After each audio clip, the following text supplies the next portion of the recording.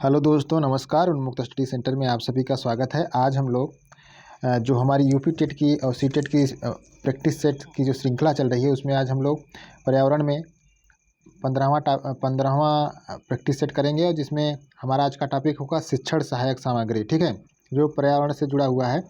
तो आइए हम देखते हैं आज का हमारा प्रश्न क्या है। आज का हमारा पहला प्रश्न है, प्रदर्शन की सहायता से शिक्षार्थियों को महत्वपूर्ण अधिगम अनुभव की प्राप्ति होती है। किसकी सहायता से? प्रदर्शन की सहायता से। इससे उनमें विकास होता है। किसका? उसमें बुद्धि, निरीक्षण शक्ति और क्षमता का विकास होता है। ठीक है। अगला हमारा प्रश्न है, ग्लोब जो है पृथ्वी का प्रतिरूप है, इसका उपयोग किया जाता है। तो इसका उपयोग जो है पृथ्वी के वास्तविक रूप और आकार समझाने के लिए किया जाता है। आगे बढ़ते हैं। अगला हमारा प्रश्न है,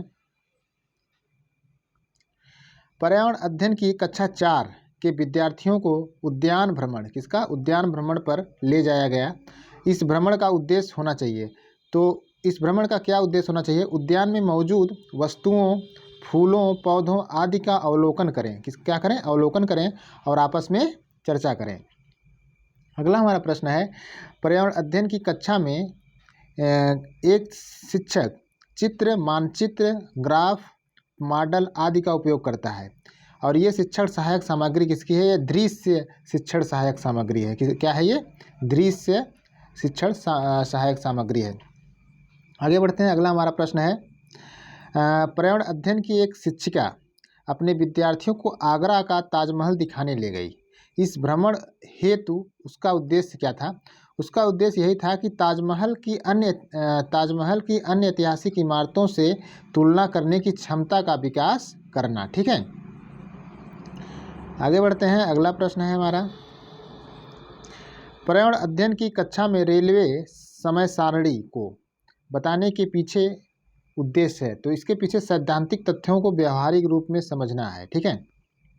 आगे बढ़ते हैं। अगला प्रश्न है, मानचित्र से बच्चों में स्थान, दूरी, दिशाओं की सापेक्ष स्थिति को समझने की योग्यता विकसित होती है। मानचित्र की कला समझाने में बच्चों को सर्वप्रथम किस बात का ज्ञान करना चाहिए? तो दिशा का ज्ञान करना चाहिए। आगे बढ़ते हैं। अगला प्रश्न है, वह कारण जिससे श्यामपट्ट को शिक्षण कार्य हेतु मुख्य सहायक सामग्री माना जाता है।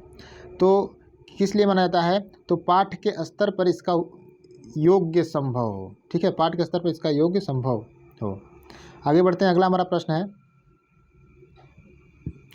पर्यावरण अध्ययन के क्षेत्र में दृश्य श्रव्य प्रणाली को माना जाता है। तो दृश्य श्रव्य प्रणाली को माना जाता है पारंपरिक शिक्षण की प्रतिस्थापन युक्ति। अगला प्रश्न है, श्रव्य सामग्री के अंतर्गत आते हैं तो रेडियो, टेप रिकॉर्डर, ग्रामोफोन, जिसे हम सुन सकते हैं केवल, वो श्रव्य सामग्री के अंतर्गत आते हैं। दृश्य सामग्री के अंतर्गत क्या आते हैं? तो चित्र आते हैं, मॉडल आते हैं, मानचित्र आते हैं, चार्ट आते हैं, बुलेटिन बोर्ड आते हैं, श्यामपट्ट। ये दृश्य सामग्री, इसमें केवल हम देख सकते हैं। ठीक है। और आगे बढ़ते हैं। अगला प्रश्न है, और दृश्य श्रव्य सामग्री के अंतर्गत इसमें हम देख भी सकते हैं, सुन भी सकते हैं, उसमें टेलीविज़न, दूरदर्शन, चलचित्र। अगला हमारा प्रश्न है, जादुई लालटेन है तो यह एक दृश्य सहायक सामग्री है। जादुई लालटेन जो है एक दृश्य सहायक सामग्री है। अगला हमारा प्रश्न है, शिक्षण सहायक सामग्री जिसके द्वारा छात्रों को उच्च कोटि का पुनर्बलन प्राप्त होता है। तो क्या है? कंप्यूटर के द्वारा। ठीक है। अगला हमारा प्रश्न है, शिक्षण सहायक सामग्री जिसकी सहायता से बालकों में निरीक्षण करने की योग्यता के विकास में काफ़ी मदद मिलती है। तो भ्रमण में के द्वारा जो है बालकों में निरीक्षण करने की योग्यता में विकास में काफ़ी मदद मिलती है। आगे बढ़ते हैं। अगला प्रश्न है, सहायक सामग्री जिसे प्रदर्शन के लिए उपयुक्त सामग्री माना जाता है और एवं यह इतिहास शिक्षण को सजीव बनाती है। क्या है? चित्र। चित्र जो है इतिहास शिक्षण को सजीव बनाती है। अगला हमारा प्रश्न है, दूरदर्शन को आकाशवाणी से अलग किया गया। दूरदर्शन को आकाशवाणी से अलग किया गया कब? 1976 में अलग किया गया। यह बहुत इंपॉर्टेंट प्रश्न है, याद रखिएगा। दूरदर्शन को आकाशवाणी से अलग किया गया 1976 में। आगे बढ़ते हैं। अगला प्रश्न है, आधुनिक समय में दूरदर्शन के शैक्षिक कार्यक्रमों से पढ़ने हेतु पर्याप्त समय निकालने के लिए शिक्षकों को चाहिए कि छात्रों को दूरदर्शन के मनोरंजनात्मक कार्यक्रमों को देखने से हतोत्साहित किया जाए। अगला प्रश्न है हमारा, शिक्षण सूत्रों, सिद्धांतों, विधियों, प्रविधियों, युक्तियों, साधनों का अंतर्गत होना अनिवार्य है। तो इन साधनों का अंतर्गत होना अनिवार्य है कब? पाठ्य योजना निर्माण में। पाठ्य योजना निर्माण में शिक्षण सूत्रों, सिद्धांतों, विधियों, प्रविधियों, युक्तियों, साधनों के मतलब पाठ्य योजना में के अंतर्गत होना अनिवार्य है। ठीक है, आगे बढ़ते हैं। अगला प्रश्न है, पर्यावरण शिक्षण में अधिगम सामग्री का प्रमुख दायित्व है विषय वस्तु के कठिन स्थलों का उचित स्पष्टीकरण करना। ठीक है, अधिगम सामग्री का प्रमुख दायित्व है। अगला हमारा प्रश्न है, वर्तमान में एक छात्र घर पर बैठकर विश्व में होने वाली सभी घटनाओं, शैक्षिक आयोजनों, प्रतियोगिताओं की जानकारी प्राप्त कर लेता है। वह है प्रतिदिन इंटरनेट का उपयोग करता है। आगे बढ़ते हैं। अगला प्रश्न है, कक्षा में कंप्यूटर का प्रयोग सफलतापूर्वक किया जा सकता है किसके द्वारा? छात्रों की प्रगति का मूल्यांकन करने वाली मशीन के रूप में। अगला हमारा प्रश्न है, दूरदर्शन को शिक्षाविद कहते हैं शिक्षण सामग्री के रूप में महत्वपूर्ण उपकरण। अगला हमारा प्रश्न है, भारत में दूरदर्शन का प्रारंभ कब किया गया? तो भारत में दूरदर्शन का प्रारंभ 15 अगस्त 1959 को किया गया था। याद रखिएगा, 15 अगस्त 1959 को।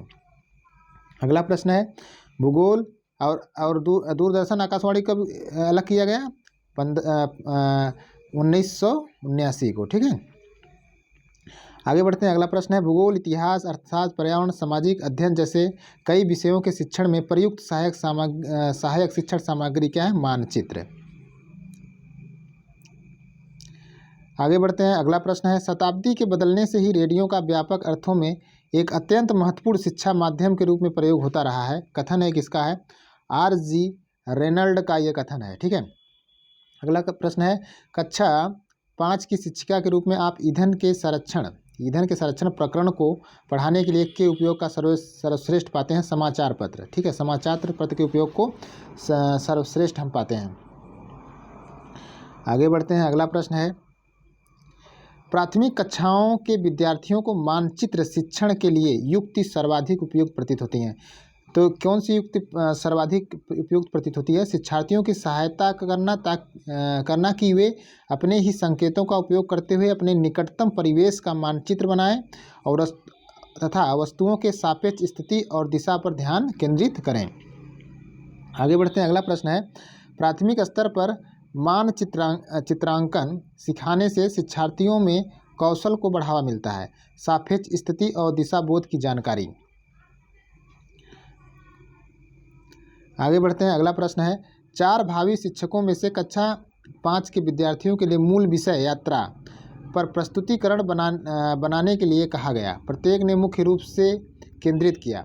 विद्यार्थियों से यात्रा में उपयोग किए गए विभिन्न साधनों के अनुभवों का वर्णन करने के लिए कहना। ठीक है, अगला प्रश्न है, नलिनी कक्षा 3 के शिक्षार्थियों को जानवर हमारे साथी प्रकरण से परिचित कराना चाहती है। प्रकरण को और अधिक रोचक तरीके से प्रस्तुत करने के लिए सर्वाधिक उपयुक्त युक्ति होगी। तो सर्वाधिक उपयुक्त युक्ति होगी जानवरों तथा उनकी उपयोगिता पर आधारित फिल्म प्रदर्शित करना। आगे बढ़ते हैं। अगला प्रश्न है, एक शिक्षक पढ़ाते समय श्रव्य, दृश्य सामग्री एवं शारीरिक गतिविधियों का उपयोग करता है कि वे अधिगम वृद्धि में अधिकतम इंद्रियों का उपयोग करते हैं। अगला प्रश्न है हमारा, एक कक्षा के अनुभाग अ में को पेट्रोलियम और कोयले के भंडारों में रिक्तीकरण का प्रकरण पढ़ाने के लिए मल्टीमीडिया कैप्सूल का उपयोग किया गया, जबकि अनुभाग बी को ग्रीन बोर्ड पर आरेख बनाते हुए पढ़ाया गया। बाद में यह पाया गया कि अनुभाग